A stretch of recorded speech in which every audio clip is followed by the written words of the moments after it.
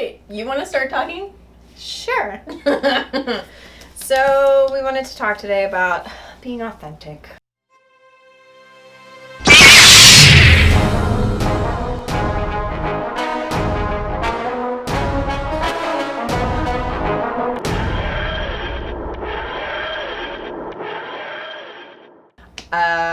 Yeah. So we're both yoga teachers, and there's a certain perception that people have of yoga teachers that we're all about love and light, and we love everybody, and we're not judgmental, but we aren't really like that. Yeah. So the concept sort of came up naturally. We were having a conversation, and then also in a separate conversation with a different person, I was asked, what's the purpose of being non-judgmental? Why be non-judgmental? And I had to pause because that's a very good question. And I think that goes along with, so we talk a lot about the things in yoga that we just sort of repeat and like say without thinking. Yeah. You know? And I was like, I'm going to have to get back with you on that because I don't know. Why should I be non-judgmental? Right. Why? What does it even mean? Yeah. Do I have to love everybody? Is that what non-judgmental means, though? No, I don't think it does. But I think sometimes we get it wrapped up in that you just implicitly just like don't not that you don't care, but you genuinely just let people be themselves. Right. And we can't do it. I said the word implicit, and then that made me think of implicit bias because we all have things in our mind that we can't necessarily control in the ways that we view other people. So we can work on stuff for sure, but I think it also depends on the type of judgment you're talking about. Like, so as a female, in the last episode, I had a little bit of a rant about taking a look at people when you're running and all of that. That made my head explode. I was on a bike path yesterday and I was like looking around. I was like, nobody's getting murdered on my watch. But related to that, like as a female, I certainly have to be judgmental of people when I'm on the bike path because I'm sorry, guy that looks homeless. I can't help it if you actually probably just went hiking. I gotta know. You know, I have to assume that you may actually murder me. And because I gotta look out for myself. Yeah. So, you know, on one hand, being judgmental to a certain extent is a safety precaution. Yeah. However, I think part of what we're also talking about though is that I don't have to love everybody. I don't even have to like everybody. Yeah. But I do have to have some form of compassion. That was where it's getting blurry for me. So thinking about, I immediately went from being non-judgmental, ahimsa, into love and light for everyone because you and I don't know, but other yoga teachers frequently will teach Metta Meditation, which is loving kindness meditation. So it's wishing yourself, someone you love, a neutral person, a person that's difficult, and then everybody else, essentially love and kindness. And we do that pretty often. Yeah. But how does that translate into real life interactions with people? Because not everybody's nice. No. Not everybody's going to treat you with kindness and respect. So do we have to just constantly send them love and light and peace? Or can we think somebody's a jerk? And that, Well, so about the Metta meditation, I had known about it for a while, and then I specifically brought it into my personal practice on a more regular basis. Mm-hmm. I'm not going to get into the whole conversation about it. I'm just going to say that I started it after the 2016 election. Okay? I did it too. Because I didn't want... So this is a bigger conversation, a bigger discussion in that when... And I was also having this conversation with the person that asked about the non-judgmental thing, is I don't want to allow somebody else to have that power over me. Yeah. Of that anger or whatever that feeling is. And so my practice of metta is I'm going to practice compassion for that person because the reality is if this person wasn't such an asshole, then life would be better. So if my compassion practice is may you be happy, may you be healthy, and all of the things that you might say in the practice, then that's the case. If that person was truly happy and all of might the not things. be a jerk. Exactly. Yeah. And then therefore the world would be a better place. And so, if you're frustrated with the conversation I was actually having with this other person was about their IT guy who is disgusting on the buffet of food that they have, and this guy doesn't seem to care about spreading germs or whatever on his food. And I'm like, instead of hating this person, maybe say something. Yeah, right. And that was kind of where I went with that. Is everyone's like, life is too short not to tell people that you love them, and it's also, I think, too short not to tell people that they're being a total jerk. And then you brought up they might not know that they are. Yes, right, exactly. And it makes you feel good to get it off your chest, because I don't like, and that goes to also the practice of the metta, is I don't like seething. No, I don't like being angry either. I'm not good with anger. No, and so, and plus, I mean, so if we take this from a, I don't know, a physiological standpoint, I mean, anger and frustration and these things, they do eat at you. Yeah. Your body is impacted by anger and stress and things like that. Yes, we need to have a certain amount of stress in our lives that makes us stronger and builds character and all that jazz. However, if you're in a situation where there is a terrible person who is going to be part of your life for at least 4 years, then you need to have some kind of practice that's going to release that from your body, because I'll be damned. I'm going to get frustrated and passionate for a second. I'll be damned, again, if I'm going to let that person allow all of this stuff to be just like brewing in my body. It's actual inflammation in the body. It could literally cause you cancer. Yeah. Yes. You could literally get cancer tomorrow. Yes. From anger. You can't get cancer from windmills. You can't from wind turbines. However, you could from the stress of the person talking about the wind turbines. Yes. So, subtle. So therefore, subtle. So therefore, that's the argument, I think, for practicing some level of not necessarily maybe being non-judgmental, because I think that what we're saying is there's a time and a place for that. Yeah. But practicing compassion, if for any other reason than to get that out of you. Right. Yeah, so maybe it's in that authenticity. It's being able to see a line between being compassionate and that is a very polarizing thought that I immediately went to. It's either love everybody or hate everybody and everybody sucks. Whereas I feel like the compassion practice is kind of like in this neutral space, which is what it's meant to be. Sure, yeah. But I think that was my initial thing was, would it serve me to just love everybody? I don't even know that I can, because I don't think we're capable of it. Because thinking about my personality, my energy, I don't know if it's being an introvert or what it is, but like when I love somebody as a friend, as something more than that, like I'm putting a lot into it. Yeah, same. So it's work. My love spectrum is I take that seriously. It's very similar to like my friendship. When I call somebody a friend, like I'm really talking about like maybe a handful and a half of people. Yeah. So there's not like, I don't have the capability to say I love all of these people, because when I'm saying I love you, I mean it. Yeah. Like, all of that. Yeah. It's not this superficial like, Yeah. That's just not me.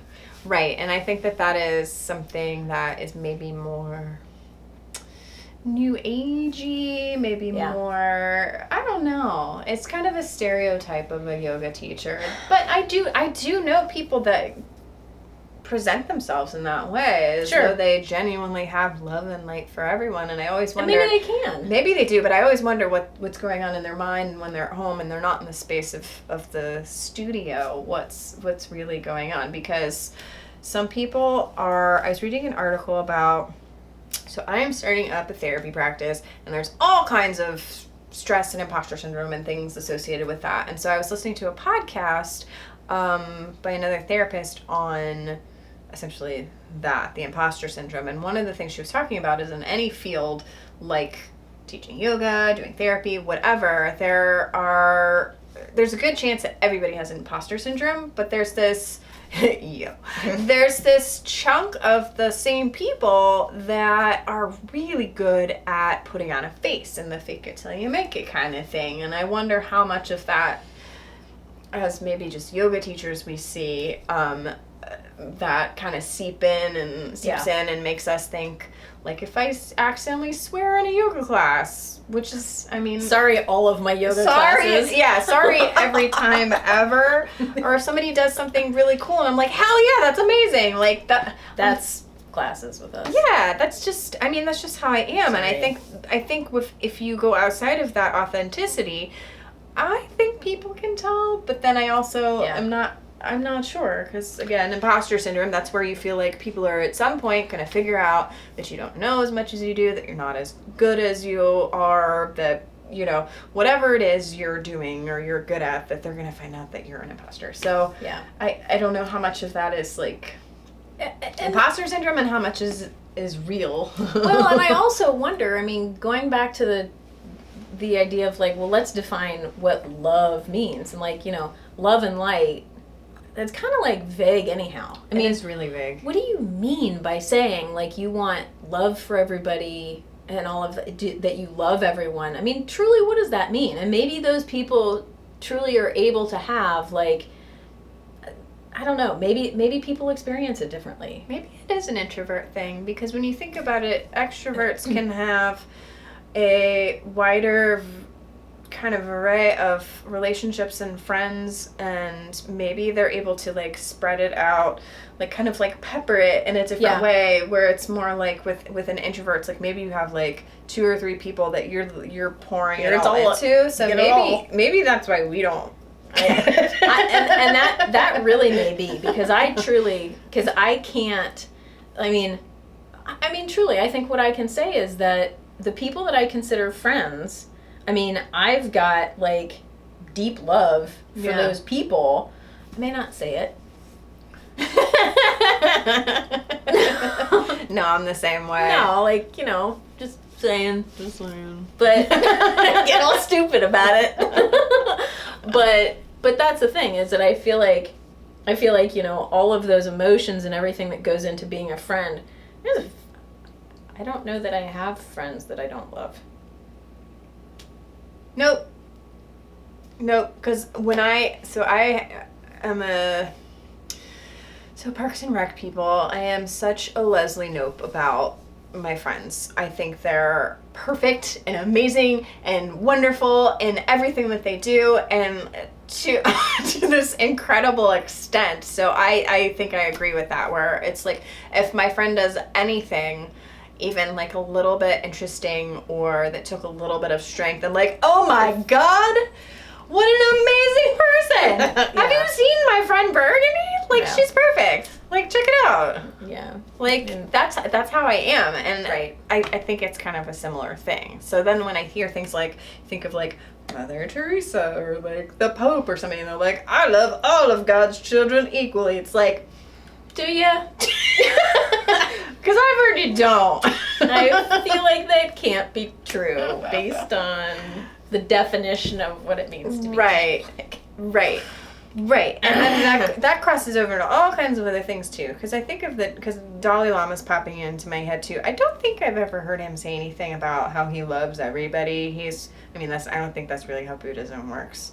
I think you're right. I don't think you have to like love everybody or anybody. So, I don't know. Maybe Google Dalai Lama, loves everyone. I feel like you're not going to find anything. I'm going to find a picture of him in a hat. I do. Is there some sort of thing that like, an algorithm that you can like build that's like, if I die, like, wipe out my... I don't know. Search It's like you write it in your will. You'll have to like designate somebody that I trust. Yeah, I'll totally do that for you. Thank you. So note to self: put Burg in will. clear my history. Don't judge me after I'm dead. But anyway. Yeah. So I think I've read several of the Dalai Lama's books. Yeah. And I agree. I do not think that he has ever said anything about loving everybody. Compassion, yes. He has definitely said compassion for all beings. All of the beings, not just people. Yeah, sentient beings. He's very big on the sentience. Yeah. I think I could love all animals mostly. And that's and that goes on a different spectrum, right? And it's a different kind of love, yeah. Yeah. Like, the love for, like, my dog versus, like, a baby deer that I saw in the woods is obviously different. But it's, I don't know, I feel like... And even that love that you have for your dog is different than the love that you have for your friends or Jay or whatever. Yeah. Yeah, but it's still, it's more of a depth thing than a... Yeah. What is it? Depth versus breadth. Yeah, they always said that in grad school. It's like with your undergrad, it's breadth. With your grad degree, it's depth. And I think that was true, but I just got tired of hearing it because it just made me think of bread. I agree. It's to the breadth degree. It's delicious. Like, how many breadths? It's delicious to be done with grad school. I believe it. They're gonna have to hunt down my corpse for the loan money, though. Good luck with that. Namaste.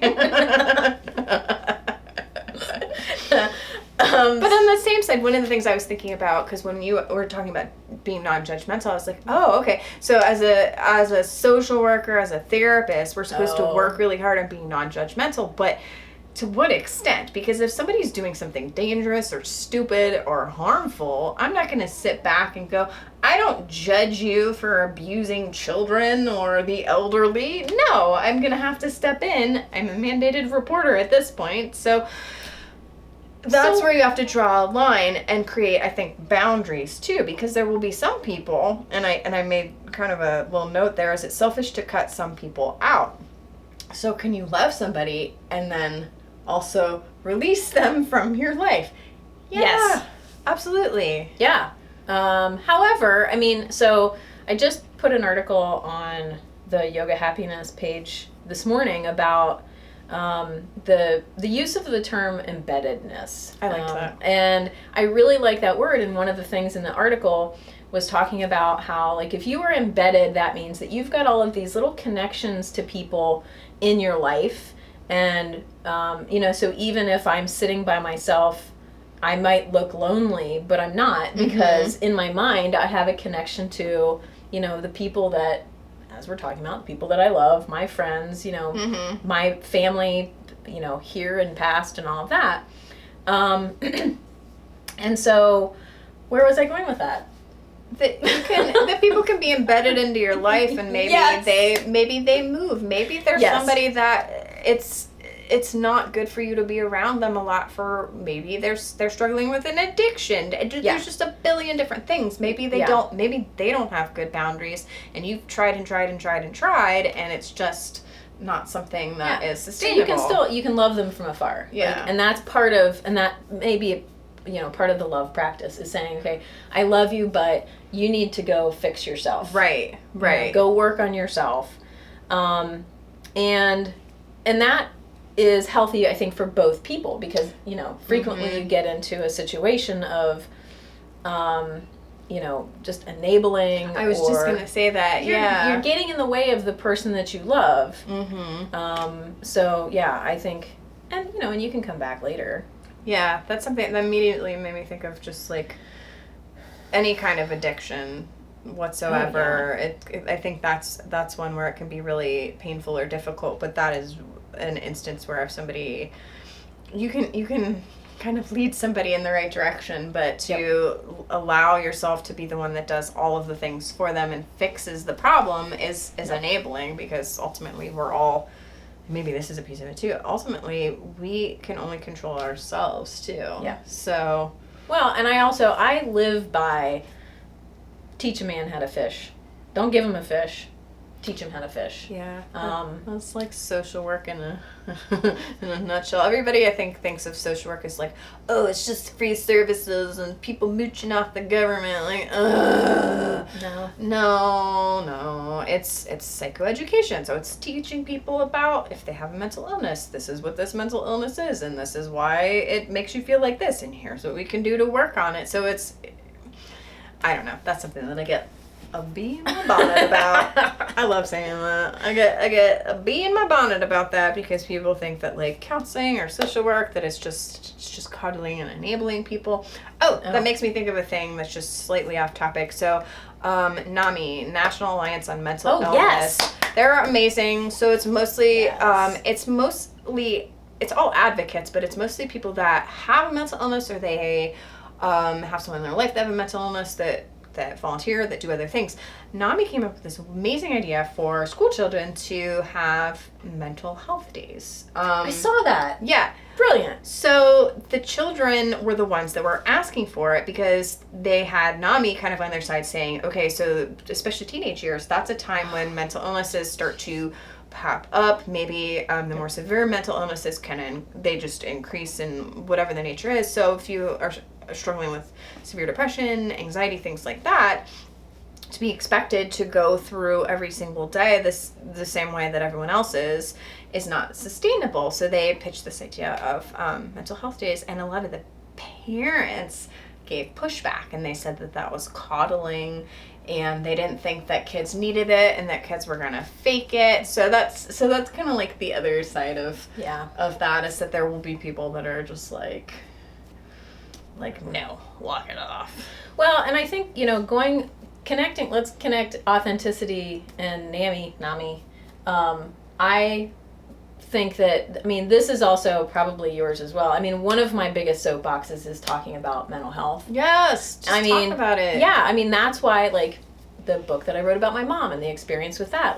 My mom was bipolar, and a lot of people in my life are bipolar. My mom probably had some schizophrenia in there that, usually you're not just bipolar. Yeah. There's usually something else there. And I think embracing and acknowledging your own authenticity lets you, it opens you up for all sorts of things. And if we all become our most authentic self and love who you want to love and express it however you want to express it, as long as you're not hurting yourself and others, then, be effing bipolar out in the open. It's probably safer, honestly. Yes. Because also,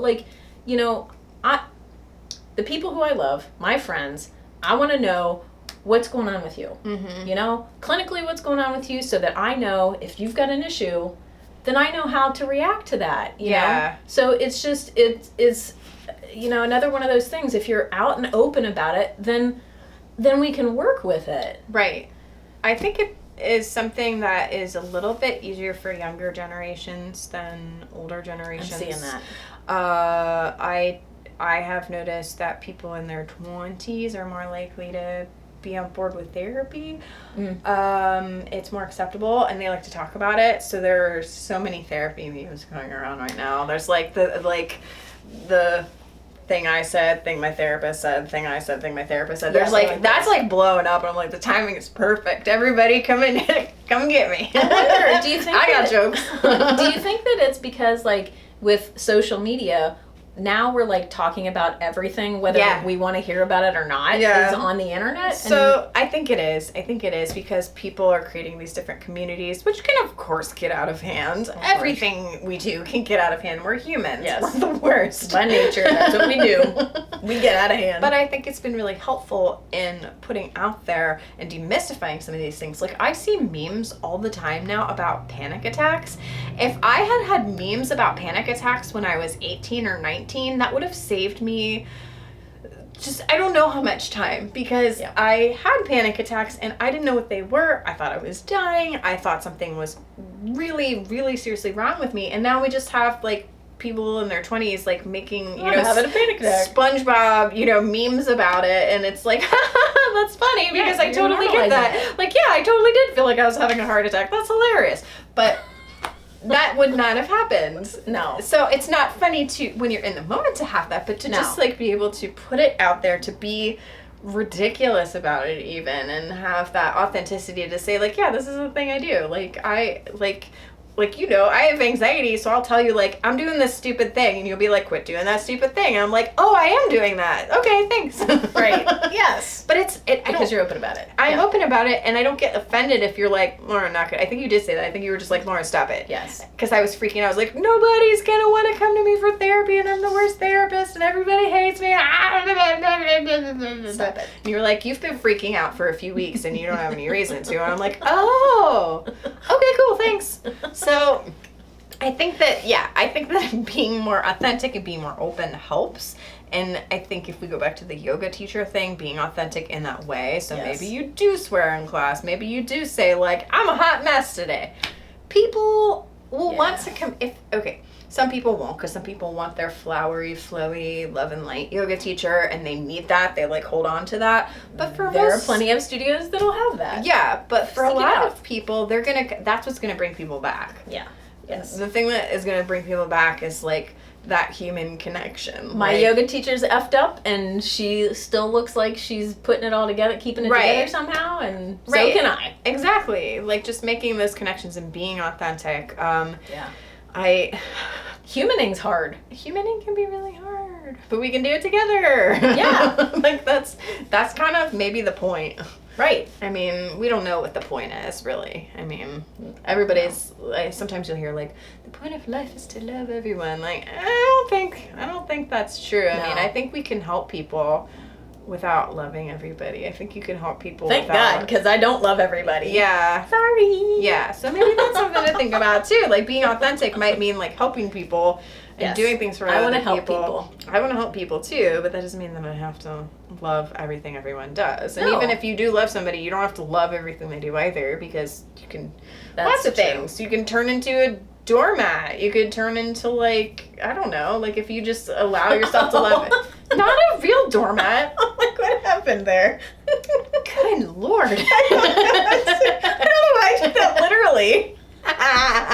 It's like the most used metaphor, and all of a sudden I'm like, why are you a doormat? We have one of those doormats that says hello on one side and goodbye on the other, so we flipped it so that it says goodbye when people come up to the door, and then it says hello when we walk out. So it's like we're saying hello to the world, and anybody else that comes up to the door, we're telling them goodbye. So you could be like that. I like it. I like it.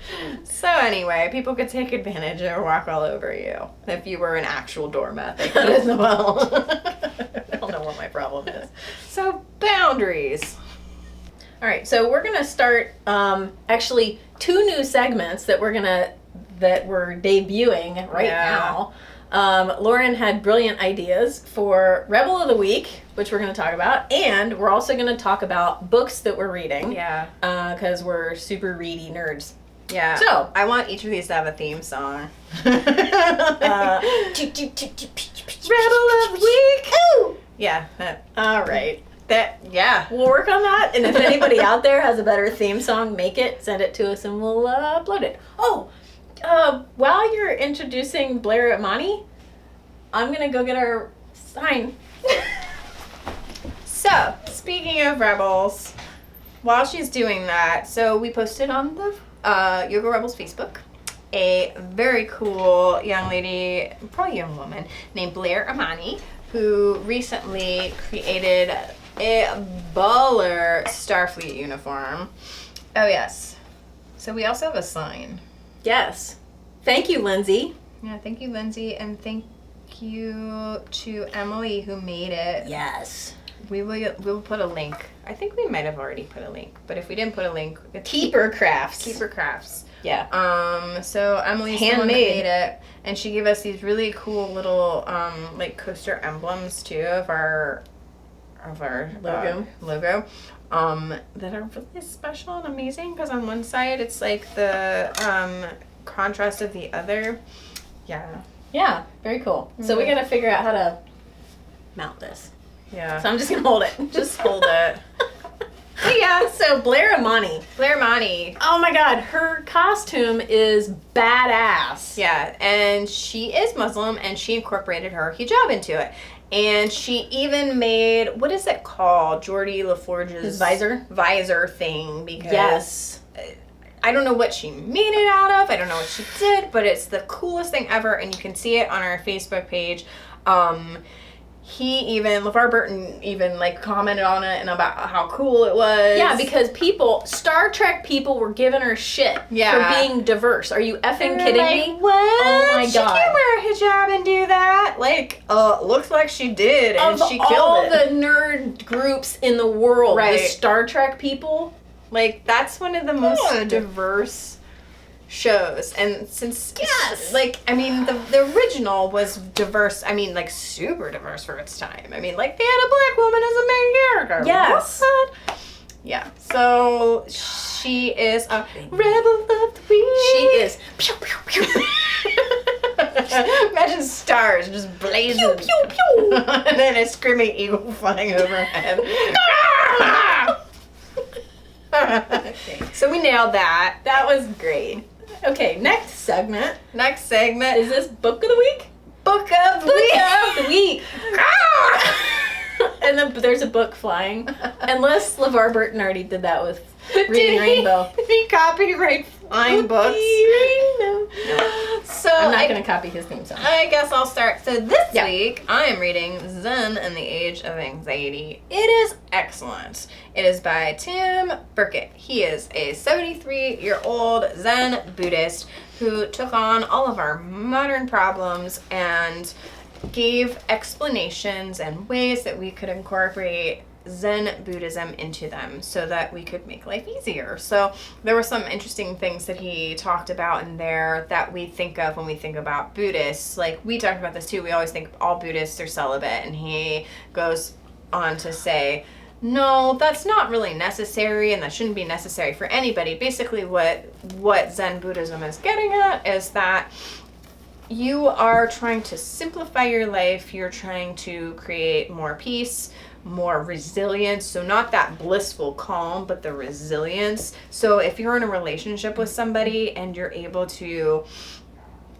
be in that relationship without adding conflict, without adding, strife, and you're able to be in a relationship that helps you boost that, then there's nothing wrong with that. But he really kind of broke it down into a lot of cool things. He talked about a lot of different things that we're going to talk about in our next episode as well, because as a Zen Buddhist monk in the 70s, he was invited to do a lot of cool things with other religions, other spiritual paths. Like, he got to do a Lakota vision quest and did the sweat lodge thing, and so he kind of talked a little bit about like different cultures, kind of like bordering on the cultural appropriation thing, and how it's something that was really just based on your intent of whatever the practice is. So that will be exciting. So we're going to talk about that in our next episode. But this is an excellent book. I definitely recommend it. We are an age of anxiety. So it really breaks it up into like what it's like to be a human now and still follow some of these guidelines without stressing yourself out so much that you give it all up and you're like, never mind. I'm just going to watch Netflix for 20 hours and then I'm going to go to sleep for another 20. I'm not going to do any of this. So highly recommend. Great.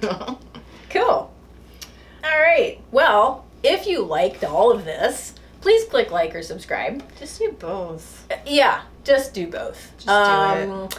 And if you have a suggestion for a book we should read, or if you have a suggestion of a rebel that we should highlight, please let us know. Yeah. We're trying to engage you.